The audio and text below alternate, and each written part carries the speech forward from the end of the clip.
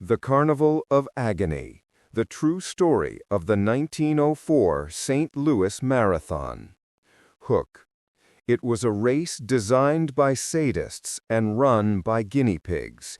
It featured a man running in dress shoes, two Zulu tribesmen chased off course by wild dogs, a competitor who hitched a ride in a car, and a winner who was technically dead when he crossed the finish line, fueled by a cocktail of rat poison and brandy.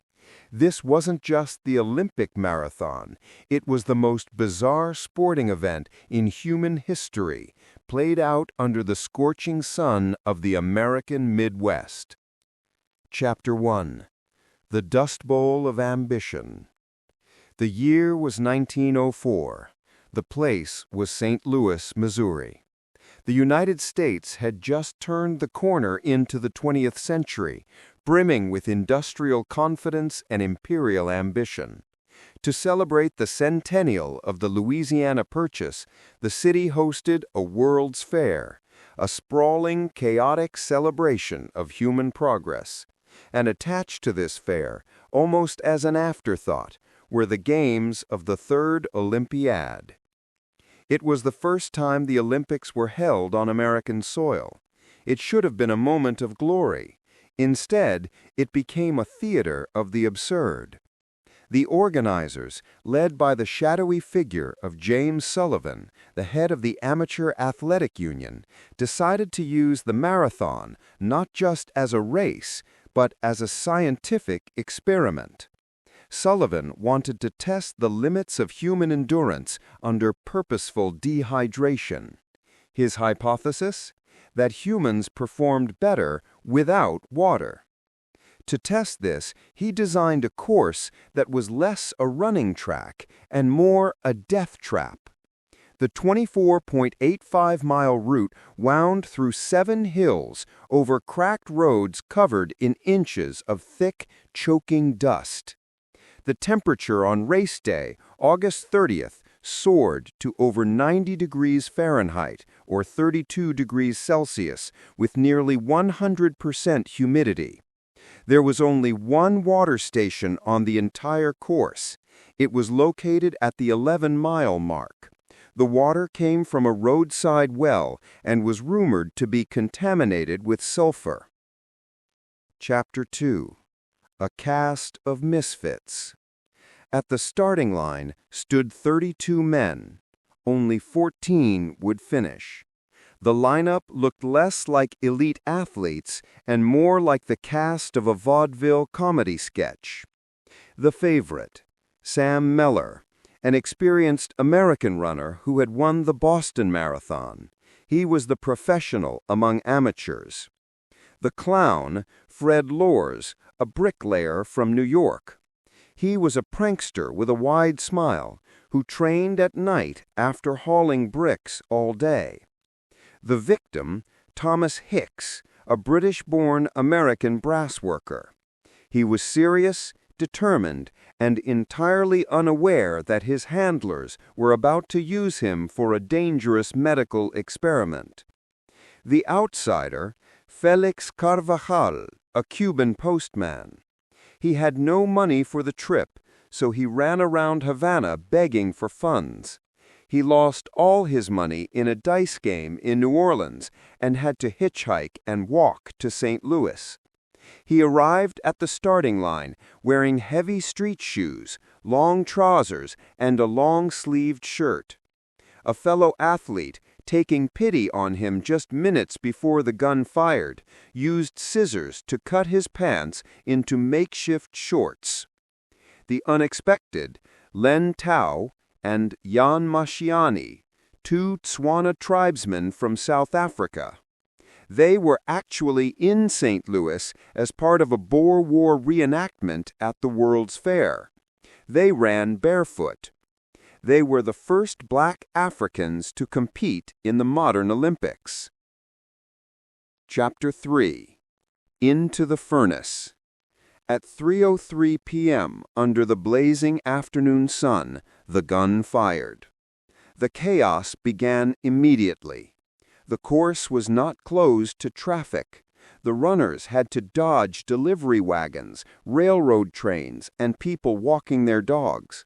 But the real enemy was the dust.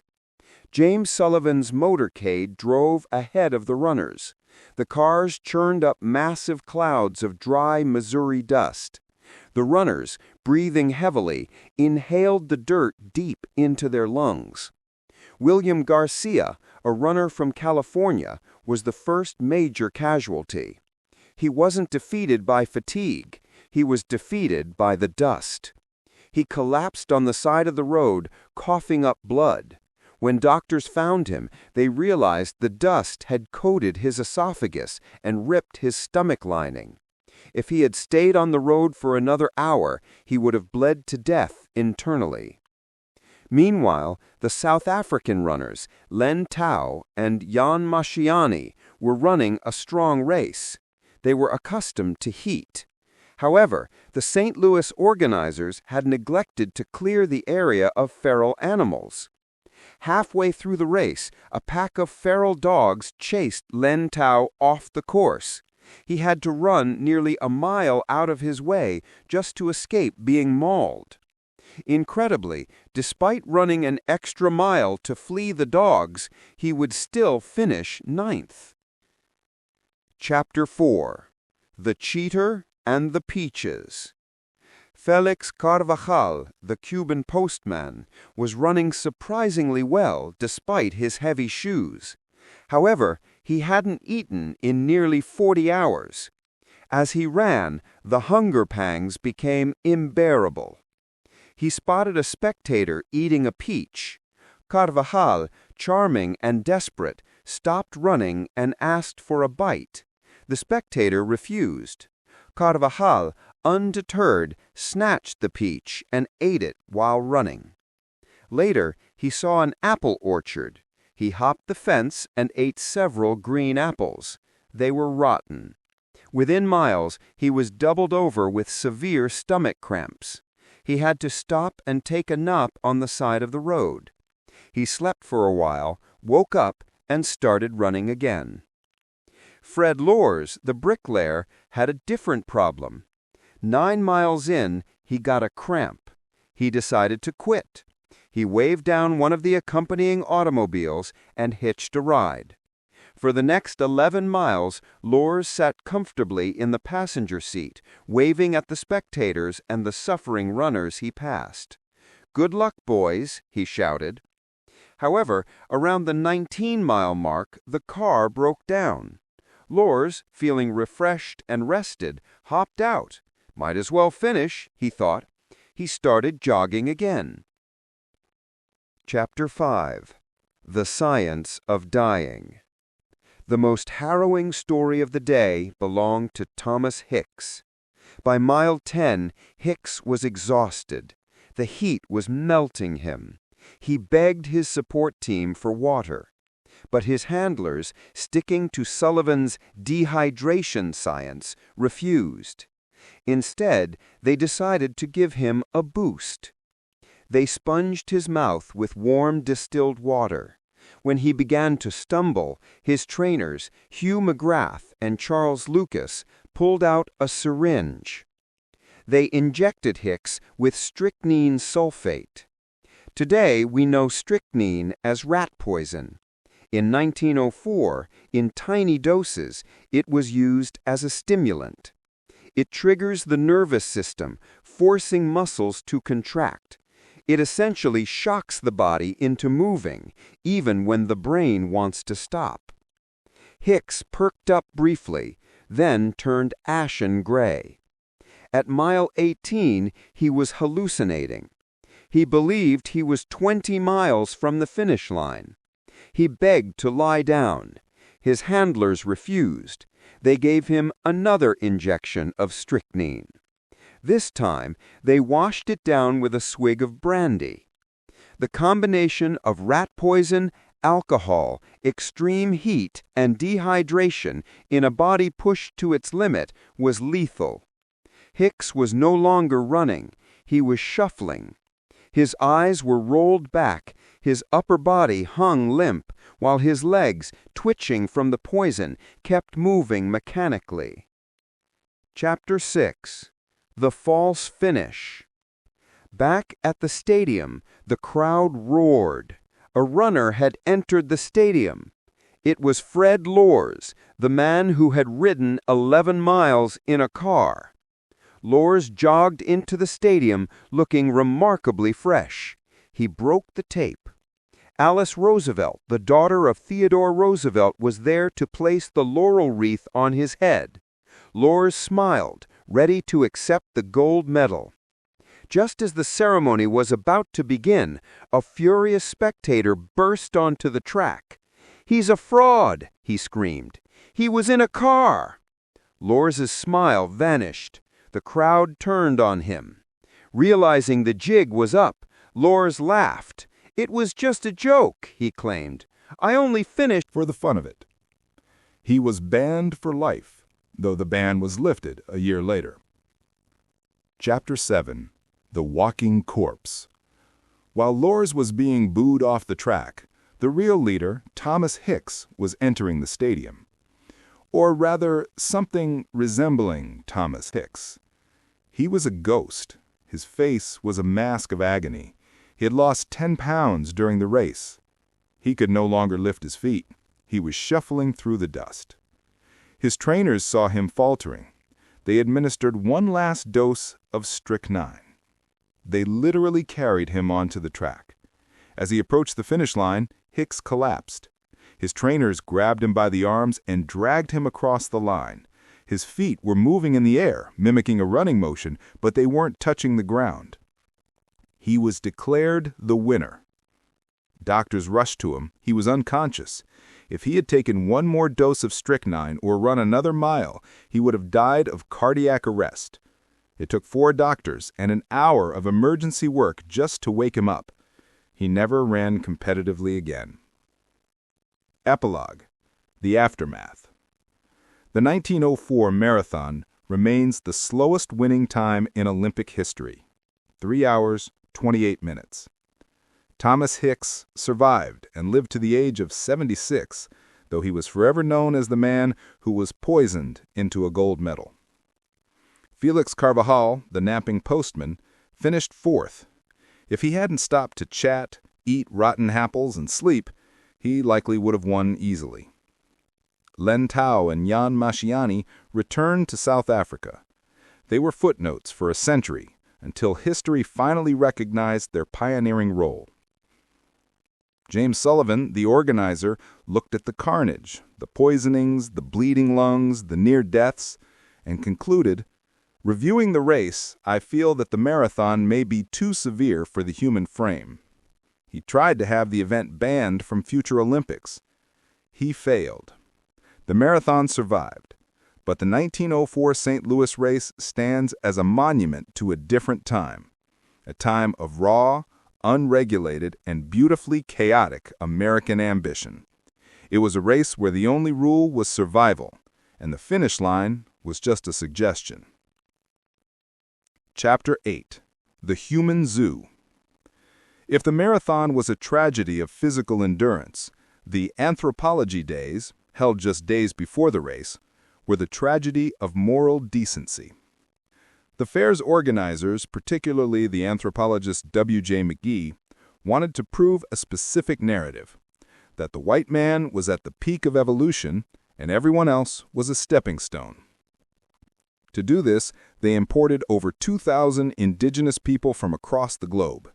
Ainu from Japan, Patagonians from South America, Pygmies from Central Africa, and Native Americans from the fading western frontier. They housed these people in living exhibits on the fairgrounds. Visitors could walk through mock villages watching people eat, sleep, and live. But McGee and Sullivan, the same man who organized the disastrous marathon, wanted data. They organized the Anthropology Days, a pseudo-Olympics where these indigenous tribesmen were forced to compete in Western sports they had never seen before, like the shot put, high jump, and sprint. The goal was to humiliate them. Sullivan wanted to show that savages were naturally non-athletic compared to the white American athlete. The result? The event was a farce, but not in the way Sullivan hoped. The tribesmen didn't care about the rules. When asked to run a sprint, they ran merely fast enough to beat the person next to them, then stopped, confused why they needed to run further. During the pole climb, instead of using the civilized technique, a pygmy competitor simply scampered up the pole in seconds, mocking the officials from the top. The archers, stripped of their own bows and forced to use standard target bows, performed poorly, which the organizers gleefully recorded as scientific proof of inferiority. It was a shameful display of scientific racism, yet it drew massive crowds who paid to gawk at the exotic humans. Chapter 10. The Dog-Eaters and the Propaganda Machine. The star attraction of the human zoo was the Igorot village. The United States had recently acquired the Philippines following the Spanish-American War. To justify the occupation to the American public, the government needed to show that Filipinos were uncivilized and in need of American guidance. They brought over the Igorot tribe, known for their custom of eating dog meat. The fair organizers leaned into this heavily. They supplied the Igorot village with 20 dogs a day from the St. Louis Animal Shelter. Spectators would line up 3 deep to watch the Igorots butcher and cook the dogs.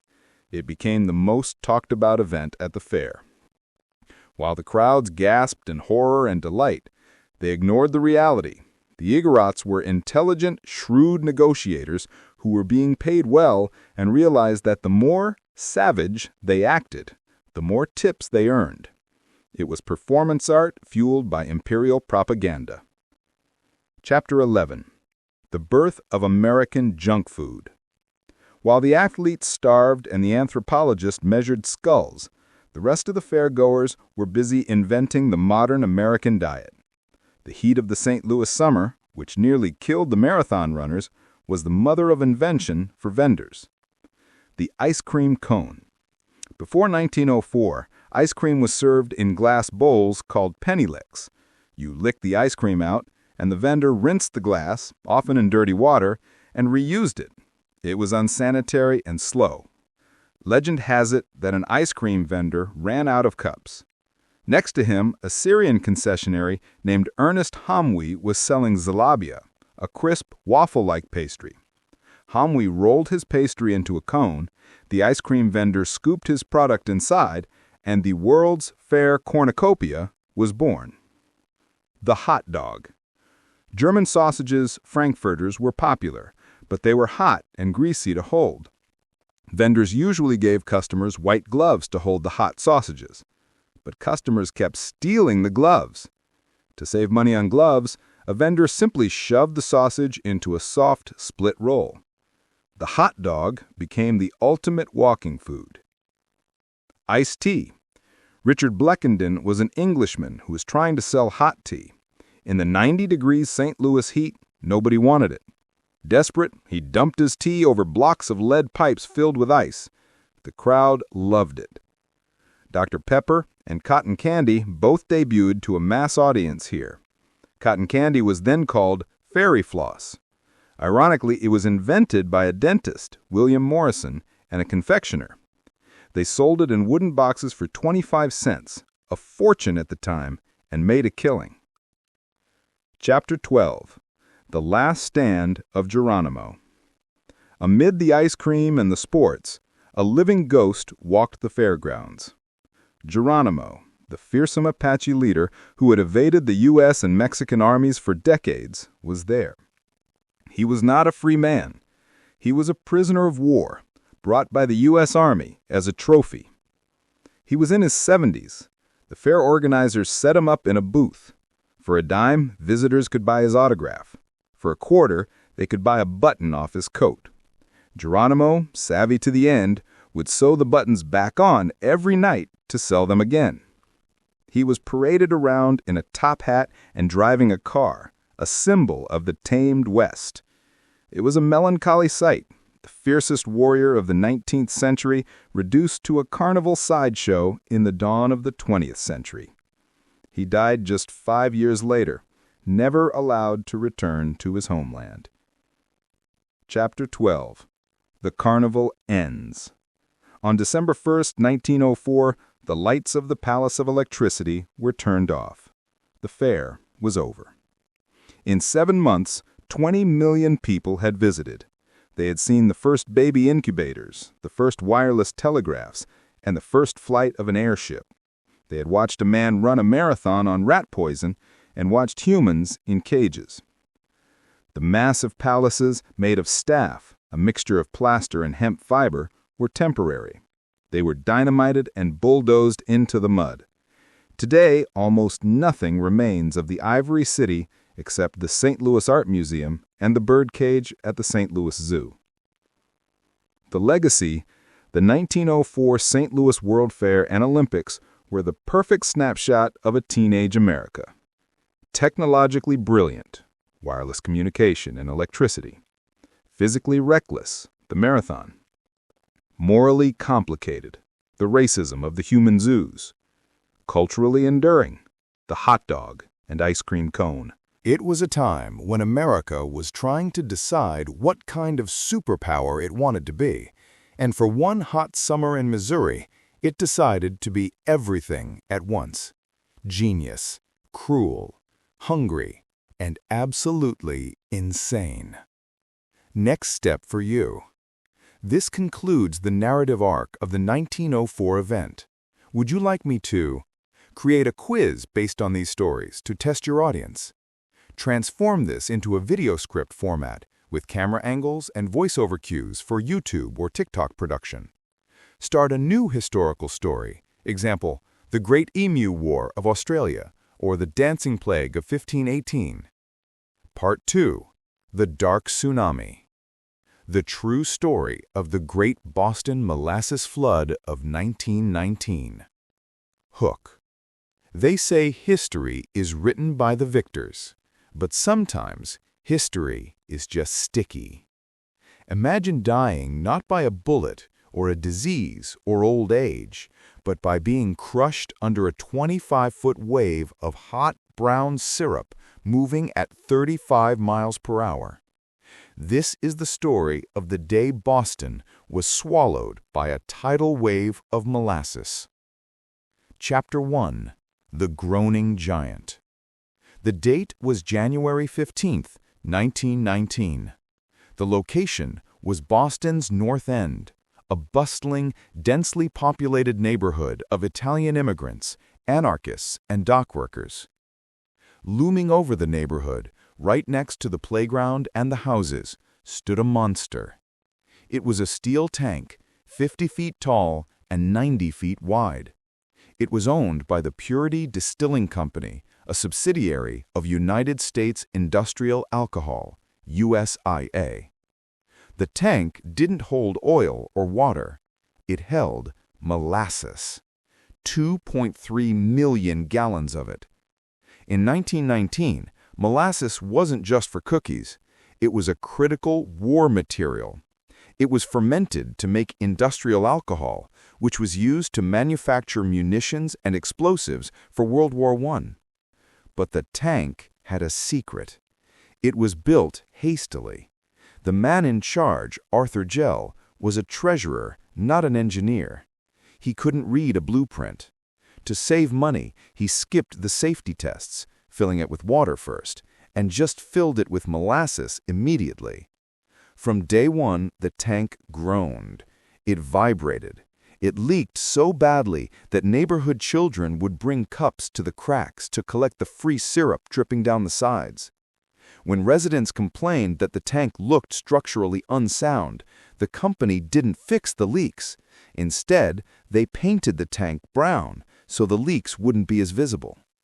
Chapter 2. The Physics of Disaster.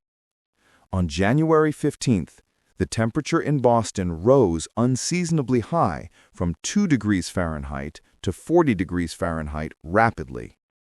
Inside the tank, the fresh shipment of Caribbean molasses was fermenting. Fermentation produces carbon dioxide gas. The pressure inside was building. The warmer weather made the molasses expand. The steel, brittle from the cold winter and stressed by the sudden warmth, reached its breaking point. At 12:40 p.m., lunchtime, the neighborhood was quiet. Then a sound ripped through the air. Survivors described it as machine gun fire. It was the sound of the rivets popping out of the tank's steel plates. Then a low rumble, and then the world turned brown. Chapter 3. The Sweet Wave of Death. The tank didn't just crack, it disintegrated. 2.3 million gallons of molasses exploded outward. Because molasses is 40% denser than water, it didn't splash, it punched. A wall of syrup, 25 feet high, nearly 8 meters, roared through the streets at 35 miles per hour, or 56 kilometers per hour. The physics of this wave were terrifying.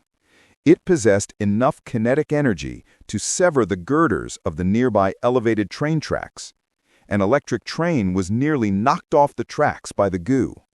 An engine, Engine 31, was knocked off its foundation. The building was literally pushed into the harbor.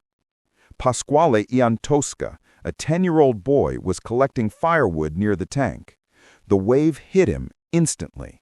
He didn't stand a chance. Bridget Clougherty, a 65-year-old woman, was in her home.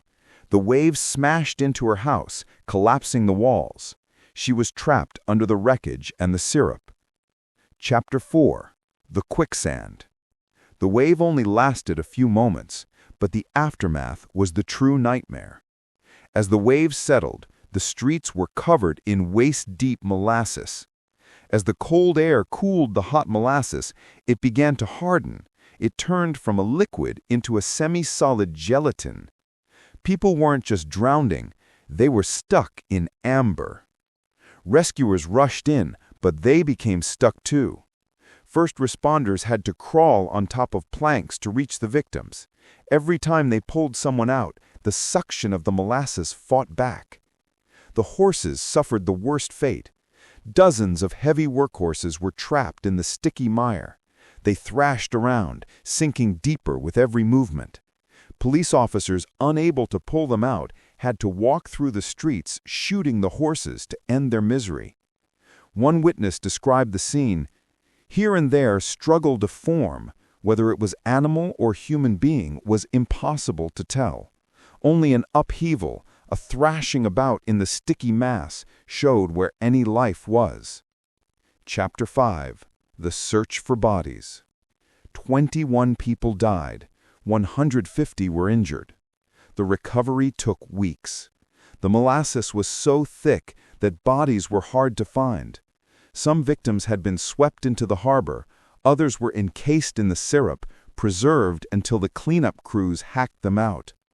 The cleanup was a Herculean task. You cannot wash molasses away with water, it just spreads. They eventually had to use fireboats to spray salt water from the harbor, which cut through the sugar.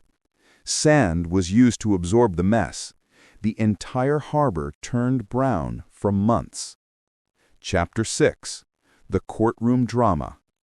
USIA, the company that owned the tank, immediately claimed sabotage. They blamed anarchists, terrorists of that era. They claimed a bomb had been set off. The subsequent lawsuit was the O.J. Simpson trial of its day. It involved 119 separate lawsuits combined into one. It lasted 3 years. It featured 3,000 witnesses and 45,000 pages of testimony. Expert witnesses were brought in, engineers, metallurgists, and architects. It was one of the first times in American history that forensic science was used so heavily in a civil trial. The verdict? Guilty. The court found that the tank was structurally unsound. The steel was too thin, 0.6 of an inch instead of the required 1 inch. The rivets were overstressed. Arthur Gell, the treasurer who cut corners, was exposed for his negligence. The company had to pay $625,000 in damages, equivalent to about $11 million today. It established a crucial precedent in U.S. law.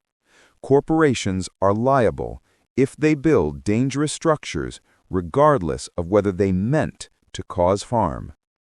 Chapter 7. The Smell of History. For decades after the flood, Bostonians claimed that on hot summer days you could still smell the sweet, cloying scent of molasses rising from the cracks in the pavement of the North End.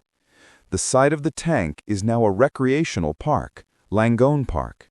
There is a small plaque there, easy to miss. It is a peaceful place now, where people play baseball, a sport we will discuss later in this narrative. But underneath the green grass, the soil remembers. Analysis for the audience. Like the St. Louis Marathon, the molasses flood is a story about hubris. St. Louis, the hubris of thinking we could test the human body by dehydrating it. The hubris of thinking we could cheat physics and engineering to save a few dollars. Both stories highlight the reckless speed of American industrialization in the early 20th century. It was a world moving too fast for its own safety regulations. Next step. We are now moving into the Roaring '20s, the era of prohibition, jazz, and gangsters.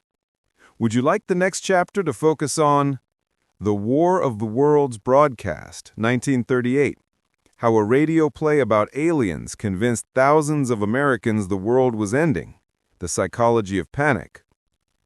The Great Emu War, a detour to Australia to see how machine guns lost a war against birds, military absurdity. The Radium Girls, the horrific true story of women who painted watch dials with glowing paint and were told it was good for them, medical horror. Part 3. The Glowing Ghosts, the true story of the Radium Girls. Hook. Imagine a job where you are paid to play with magic, a job where the dust on your clothes makes you sparkle like a fairy princess in the dance halls at night, a job so coveted that young women begged their sisters and cousins to get them an interview. Now imagine that every time you lick your brush to do your work, you are swallowing a microscopic bullet that will never leave your body. Chapter 1. The Miracle Element. To understand this tragedy, you must understand the mania of the early 20th century. Radium, discovered by Marie Curie just 2 decades earlier, was the new wonder drug. It was the AI or the blockchain of 1920. People didn't just respect it, they worshipped it. Doctors prescribed radium water for arthritis. It was in toothpaste to make teeth whiter.